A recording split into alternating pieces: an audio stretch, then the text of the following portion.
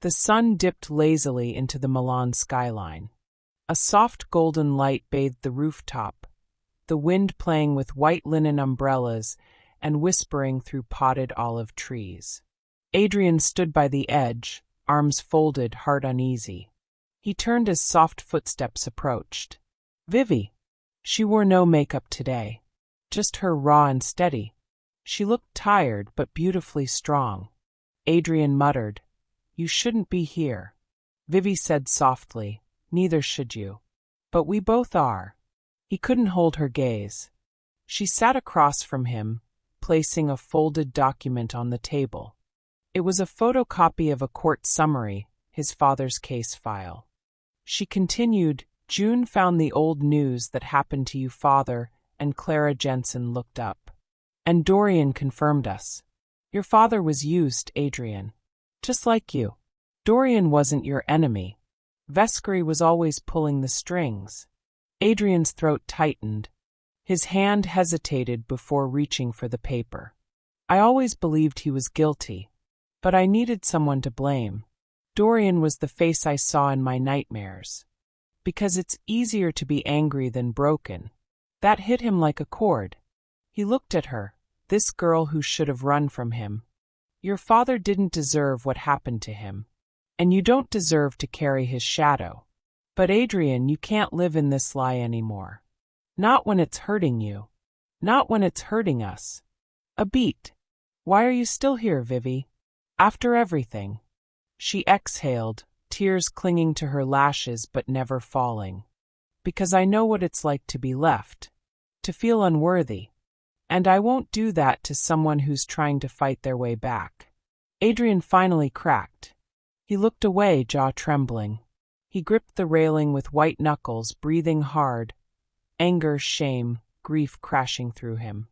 "I don't know who I am anymore." "Then start now. Choose who you want to be. And then—" She reached for his hand. Not demanding, not saving, just offering. In this world, some people weren't born evil. They're shaped by pain, twisted by lies, hardened by abandonment. But not all damage was permanent. That trauma might wound, but the human spirit was remarkably capable of healing. With the right connection, even a heart raised in darkness could learn to find light again. That was Adrian's truth now. Love didn't fix him, but it cracked the shell he thought was unbreakable. Adrian arrived at the iron gates of Leon Vescari's secluded villa on the outskirts of Milan, his fists clenched and pulse thundering. The guards recognized him and let him through. Vescari had trained him like a loyal hound. But not tonight. The estate was opulent, cold, and too quiet. Adrian stepped into the main lounge where Vescari stood near a fireplace, sipping from a crystal glass of vintage Barolo. The room smelled like cigar smoke, mahogany, and money. Vescari said without looking, "Seems like you like to visit me often these days." Adrian said sharply, "You set up my father." Vescari turned slowly. The gleam in his eyes wasn't shock. It was amusement. "Ah, so the little bird finally chirped. Was it Fox? Or that trembling couture girl you've grown soft for?"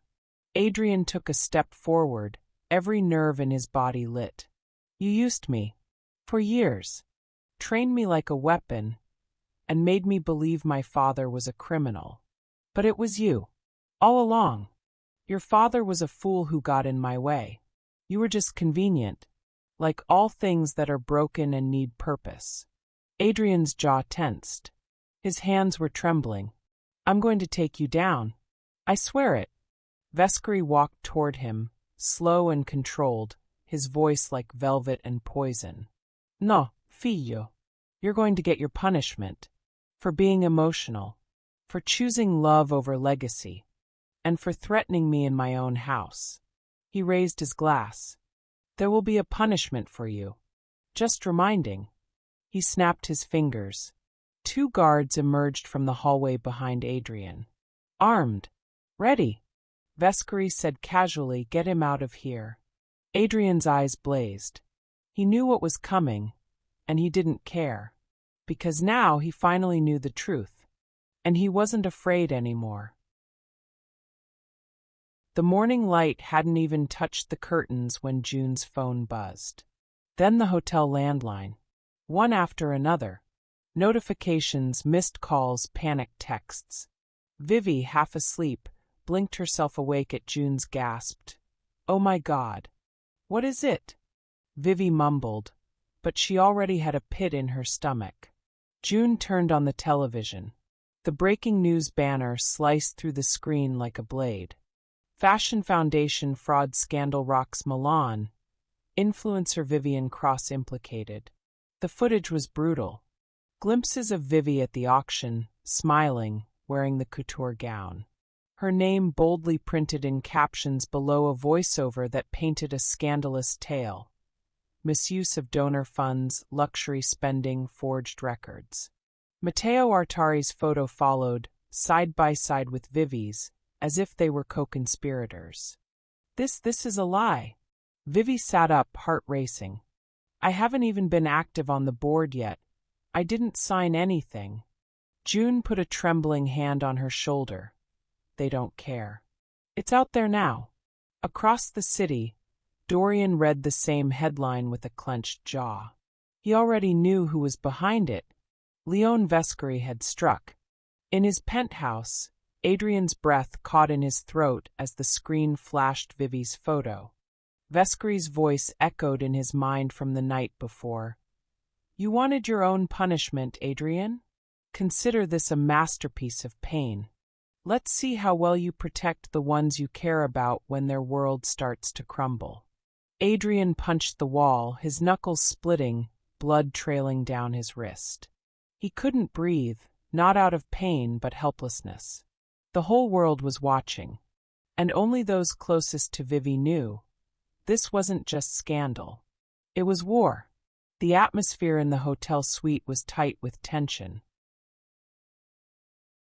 The morning news still blared quietly in the background as Dorian paced and Adrian stood rigid near the window, fists clenched.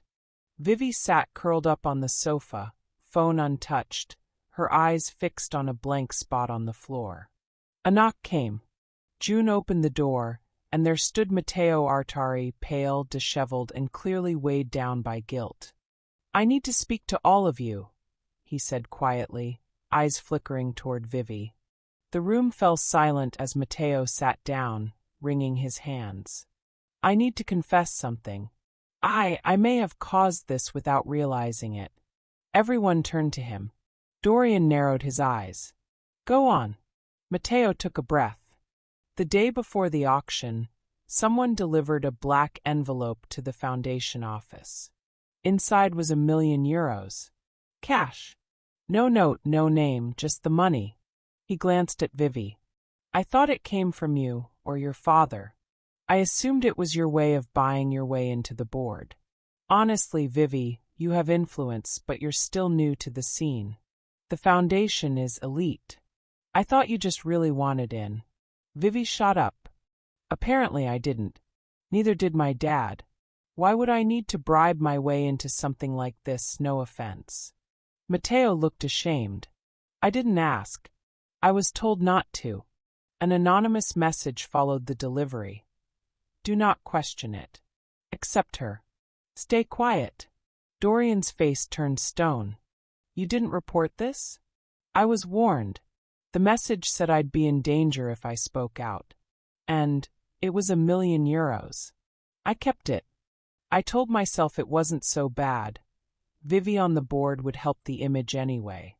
Adrian stepped forward, jaw clenched. "You played right into his hands." Matteo looked up, stunned. "Who?" Dorian's voice was cold. "Leon Vescari." Everyone in the room froze. Matteo dropped his head into his hands. "He set me up. He used me." Vivi swallowed hard. "He used all of us." June looked from face to face. "What do we do now?"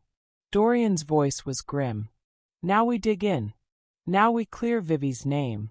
And now we fight back." Back in New York, Mr. Cross spilled his morning coffee when he saw his daughter's face across the international news feed. International fashion scandal. €1 million fraud connected to American influencer. His daughter's name was in bold ink for the third day in a row. He'd called her, left messages, contacted lawyers, even sent someone to Milan to speak to the embassy. But all Vivi told him was, "I've got people. Let me handle this." It wasn't enough. Not for a father. The phone on his desk rang, sharp, slicing through the silence. Unknown number. Italian code. He frowned, heart tightening. Hesitating only a second, he answered. Edward Cross. There was a long breath, then a voice, soft, unmistakably feminine. Tired. Familiar. You let our girl drown in trouble, Eddie. A beat. His knees nearly buckled. Margot. But the line had already gone dead. He stared at the receiver, frozen. The past had just breathed into the present. He whispered the name again, softer this time. Margot, Vivian's mother. Missing for over 15 years.